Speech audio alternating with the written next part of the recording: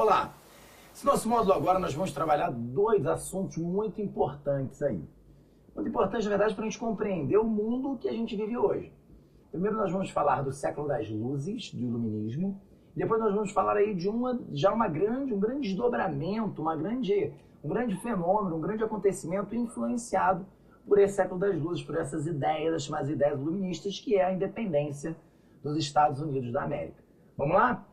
Perfeito. Então, vamos entender primeiro o que é o iluminismo. Então, o iluminismo é um fenômeno antes de qualquer coisa. É um fenômeno histórico, um fenômeno filosófico, onde, na verdade, nós temos, originando na França, um conjunto de ideias, uma série de filósofos, um conjunto de ideias que vão criticar o antigo regime europeu. Por definição, nossa definição é essa. Então, um conjunto de ideias que questionam, que criticam o antigo regime europeu. Ou seja, são ideias que, uma vez disseminadas, vão começar a encontrar eco na sociedade e vão começar a bombardear os pilares daquela sociedade que nós chamávamos de sociedade do antigo regime. Ou seja, são ideias que vão questionar o absolutismo monárquico, são ideias que vão questionar a sociedade de privilégios, são ideias que vão questionar o próprio modelo mercantilista, além também de questionar o controle ideológico promovido pela Igreja Católica. Perfeito? Então, beleza. Então a gente já entendeu isso, é um movimento filosófico. Luministas não são necessariamente revolucionários, não é isso. Eles vão analisar aquela sociedade em que vivem e dali vão fazer críticas a essa sociedade. E é legal a gente perceber, a gente identificar que o mundo que a gente vive hoje é um mundo muito próximo desse visto, por esse imaginado, por essas mudanças promovidas a partir da ideologia, das ideias iluministas. Quer ver? Vamos lá. Vamos analisar, vamos destrinchar aí os pensadores do iluminismo, que a partir daí a gente vai entendendo melhor o movimento. Movimento esse, inclusive, que vale dizer, não é um movimento homogêneo, longe disso. O que eu quero dizer com isso? Os filósofos, de uma forma geral, não são todos iguais, não têm a mesma origem social e não pensam necessariamente da mesma forma. Porém, a gente vai captar que de todos esses discursos que nós vamos ver aqui, a principal palavra de ordem é o liberalismo. Seja um liberalismo social, um liberalismo político, um liberalismo econômico, e são diferentes. E lembrando também que cada um tem um nível de liberalismo. Como assim cada um tem um nível? Gente, liberalismo é um conceito muito relativo. Como assim? Vamos lá.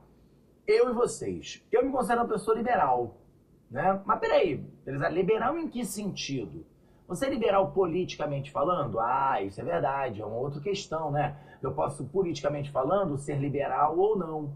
Eu posso acreditar que um governo intervencionista é melhor do que um governo liberal. Então politicamente diferente, economicamente diferente, socialmente é diferente. É verdade. Socialmente falando, eu me considero liberal. O que é que me considero liberal? Eu sou uma pessoa que aceita as diferenças com facilidade. Acho que todo mundo tem a sua liberdade de expressão. Todo mundo tem que falar o que pensa. A gente não pode ser proibido de falar o que pensa. Claro, mantendo determinada linha de conduta. A gente vive em sociedade. Então eu me considero liberal. Sou a favor do casamento gay. Eu sou a favor... Então, quer dizer, eu sou liberal. Você é liberal? Aí você tá aí falando assim, eu também me considero super liberal, eu sou uma pessoa liberal, a minha mãe fala que eu sou liberal. Tudo bem, então você se considera liberal, eu me considero liberal, socialmente falando. Mas será que tudo que eu acredito, tudo que eu defendo, você vai defender também? Não necessariamente. Existem graus de liberalismo. Entende onde eu quero chegar? Os filósofos iluministas, a mesma coisa.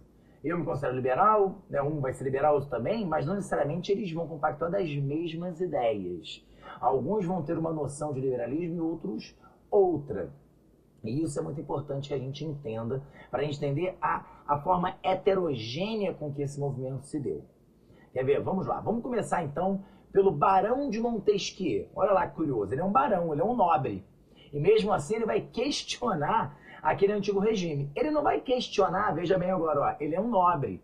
Então ele não vai questionar a sociedade, ele vai dizer que a sociedade tem que ser igualitária, ele não vai questionar isso. Barão de Montesquieu fica famoso pela sua obra, O Espírito das Leis, onde ele vai questionar a estrutura política.